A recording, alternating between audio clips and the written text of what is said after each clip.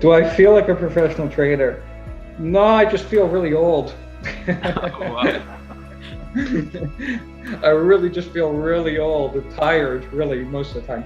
I'm joking, but no, I don't believe in the word professional trader. I really don't, because I think that when you assume you're a professional trader, it implies that you've arrived and you've achieved something. And I think that is, every time I thought I knew what I was doing, every time I thought, I got it, I understand this, I ended up blowing an account like shortly afterwards. And I'd be like sitting there saying, I thought I had this, what the heck? And so many years ago, I learned that I'm never a professional trader unless I get a salary. So if you're getting a salary, like the new job that I'm starting, I'm actually structured it so that I'm not taking any money out of the fund. I'm keeping all of my money in the fund. I am receiving a salary so that I can pay my living expenses. And I think when you can get a salary, then you would feel like a professional trader. But I think whenever you're dependent upon the market for results, it's a very bad idea to think that you feel like a professional trader, because you're like an athlete. And I mean, I guess there's professional athletes who get salaries, but you're going to get paid on your performance, and you always have to stay on the top of your game. So thinking I'm a professional, meaning that, I guess in the standard term of a professional, meaning that, this is an income, I think is a really bad way to think, right? So do I feel like a professional trader? No, I do not. Primarily because I just find it more advantageous to just think of myself as someone who's constantly learning, constantly adapting, constantly changing.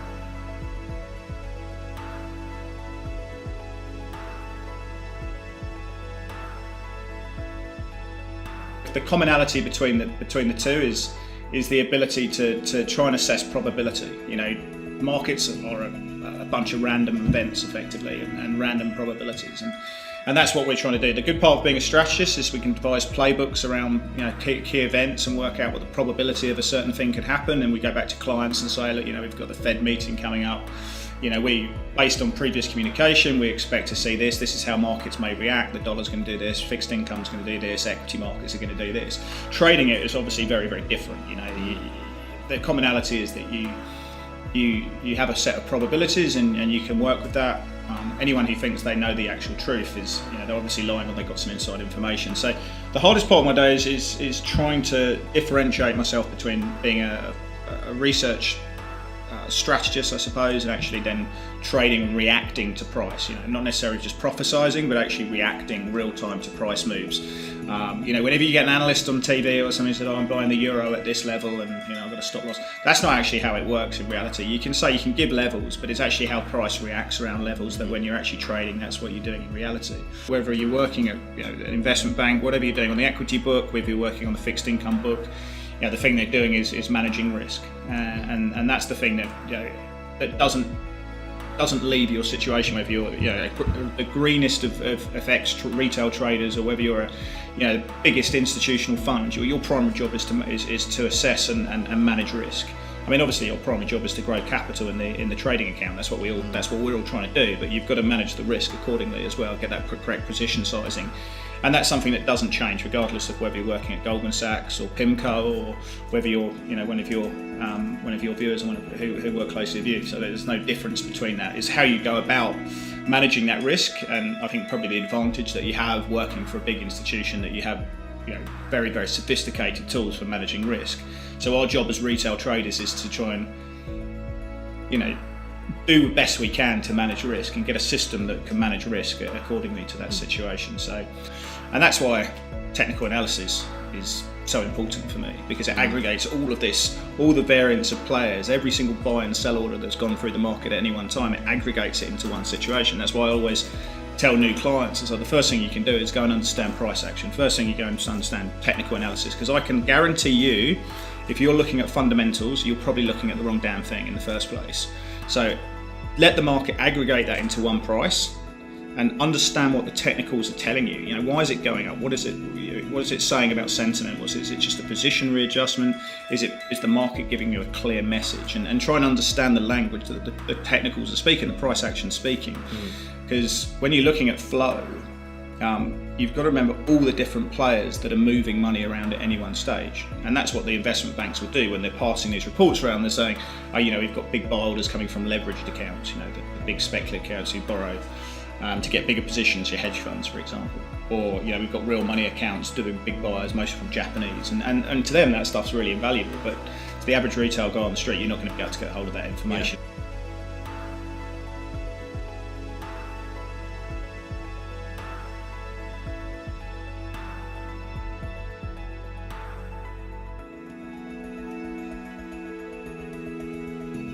So I think that when people use the word strategy, they're looking for something that's a rules-based set of procedures they can go through every day that's going to produce some type of amount of money. And I think that's a bad way of looking at things. Because if markets are chaotic 90% of the time, then yes, history is going to repeat itself, but not in the exact same way. It's going to repeat itself in a similar way. So if you have a quote unquote, rather than a strategy, if you have a way of thinking, in other words, when I turn on my charts in the morning, I let the market tell me what's going on, right? So if you think about the last 5 days, you turn your charts on, the market's super volatile, it's flying around like crazy, there's an earnings report out, you know, you start looking for things. Well, the next day you turn your charts on and market's hardly moving. There's very, very low volatility, right? Everything is in a tight range. Everything is not moving, right? And then there's things in between, right? So that's the kind of way I view trading, Etienne. I kind of view trading from the perspective that I let the market tell me what it's going to do. And then, kind of like a surfer, are the waves really big today? Okay, if the waves are really big, I'm going to surf it differently if the waves are medium, and I'm going to surf it differently if the waves are small. So I think when people develop strategies, their strategy has to have the ability to change and adapt with the market conditions. If you follow this saying, I'm going to guarantee you one thing right now. Your ratio from wins to losses will increase 15%. I'm going to make it's that powerful. Okay? Find a very good trade and wait for it to get better. Okay? I'm telling you right now, your win to loss ratio will increase 15 to 20%. So many people, they are just so impulsive. They want to get into the market because they think the market's going to go somewhere without them. But how many times are you in trades, you're upside down, and you're sitting there, you're saying to yourself, oh my gosh, you know, if I'd just been a little bit more patient. So I have a rule, a little mantra, again, that I play in my mind almost all the time. Every time I'm about to take a trade, I always say, you know what, this is a good trade. I'm going to wait until it turns into a great trade. And sometimes the trade goes without me, and I'm sitting there and I'm very upset. But a lot of times, 80% of the time, I end up getting a better price. If I'm going to take a good trade, I'm going to wait until it turns into a great trade. Sometimes when I'm on a losing streak, I've had 3 or 4 losers in a row, I have another rule. I say, find a good trade, wait until it turns into a great trade, and then wait again until it turns into an absolute fantastic trade. That's how I pull myself out of so many bad losing streaks. I just wait until things get better and better and better, and it works. I always tell people, focus on becoming a good trader. Don't focus on the money that you're going to make, right? The money is a byproduct of becoming a disciplined, great trader. The money, if you focus on the money, zero chance of making it. Focus on trading well. Focus on learning the difference between this is a good trade, this is a great trade, this is a fantastic trade, this is a poor trade. And then focus on the style of trading that you want to be. I only want to take fantastic trades. I only want to take good trades. I'm willing to take all 3 trades, right? But you've got to be just focused on trading well, not the money that you make.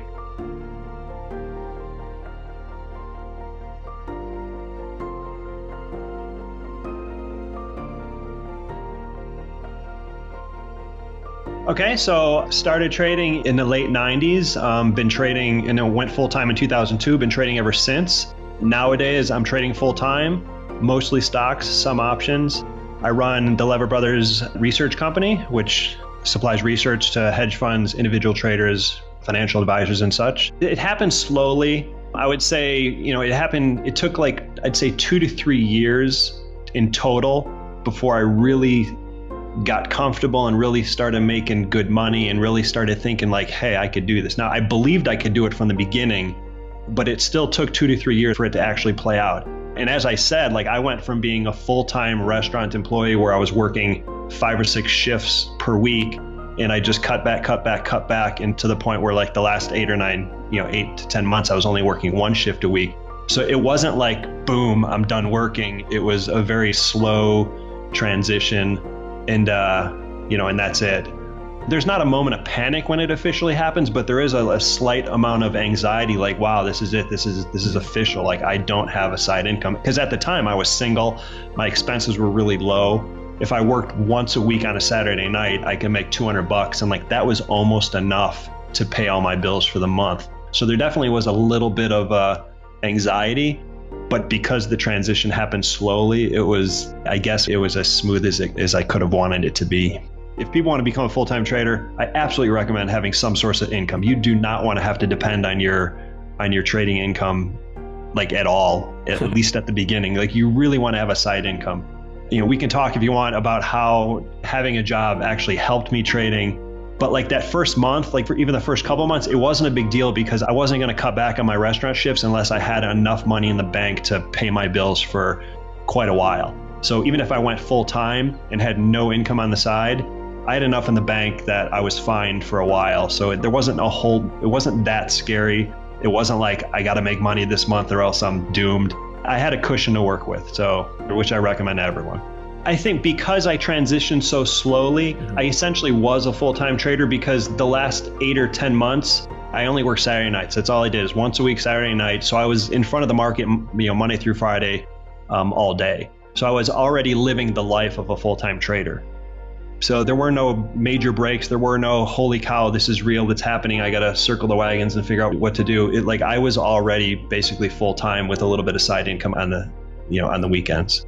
And I realized over time that I actually made more money when I worked a lunch shift at the restaurant than I did when I was in front of my computer all the time. And that was probably the biggest eye opener to me. And it was the biggest adjustment I had to make early on, because when I worked at the restaurant, I restricted myself to only trading the very best setups because I knew I wasn't going to be there. Okay, so I would narrow my list, narrow it down to only the 1 or 2 absolute best setups, okay? So I never traded the good ones. I sometimes traded the really good ones, but I tried my best I had to restrict myself to only trading truly great setups. And I traded them somewhat mechanically. The market would open, I'd place orders, I'd put stops in place, and then I'd have to go. And this is early 2000s where you didn't have cell phones where you can check stock quotes. I would have no idea what would go on until I got home, sometimes at midnight.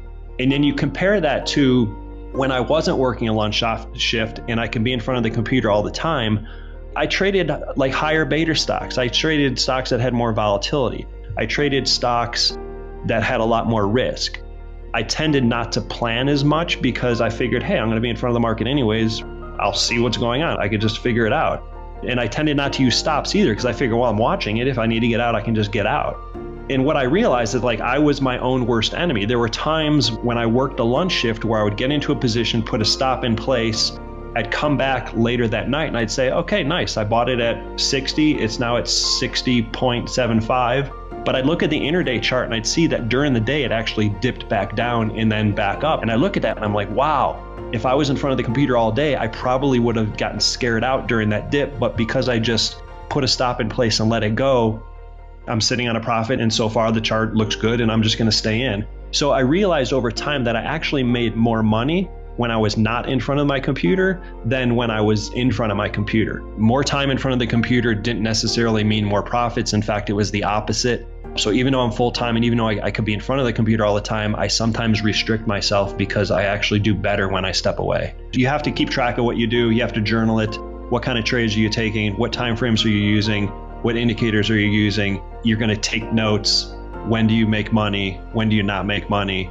And then over time, you're going to do more of what works and do less of what doesn't work. And you're going to kind of iterate your way to finding your what I call your sweet spot. Okay. So like everyone does that in some fashion in order to find out when, under what circumstances they make money, and then under what circumstances they tend not to make money. And then, like I said, do more of what's working and less of what's not working.